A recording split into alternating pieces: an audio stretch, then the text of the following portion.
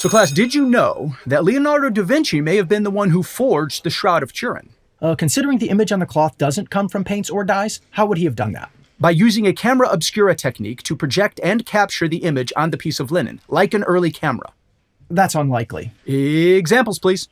Artists at the time of Da Vinci did use camera obscuras for hand tracing images. It wasn't until the 1700s that a German professor captured temporary images using silver nitrate and light. The first permanent image captured by an early camera was 1835. That's the equivalent of saying Da Vinci could have invented the battery, the telephone, or the incandescent light bulb and didn't leave any record of them in his notebooks. Didn't someone say they were able to reproduce a shroud-like image by painting on a plane of glass and letting that sit in the sun over a piece of linen? N.D. Wilson. It's an interesting hypothesis that could explain some elements of the shroud, but not all of them. He doesn't even claim to. Like the pollen grains from Judea, the AB blood that seems to match the Sudarium of Oviedo face cloth, and the X-ray scattering study that indicates the fabric does date from the 1st century.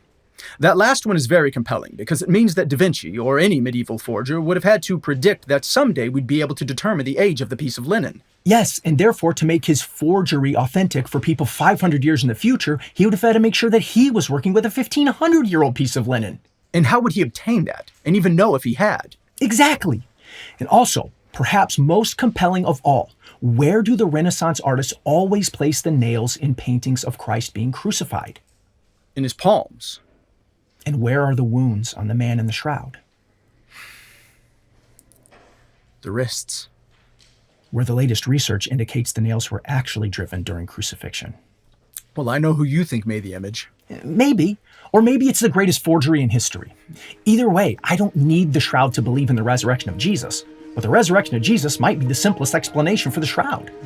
The image is a scorch from something akin to thermonuclear radiation.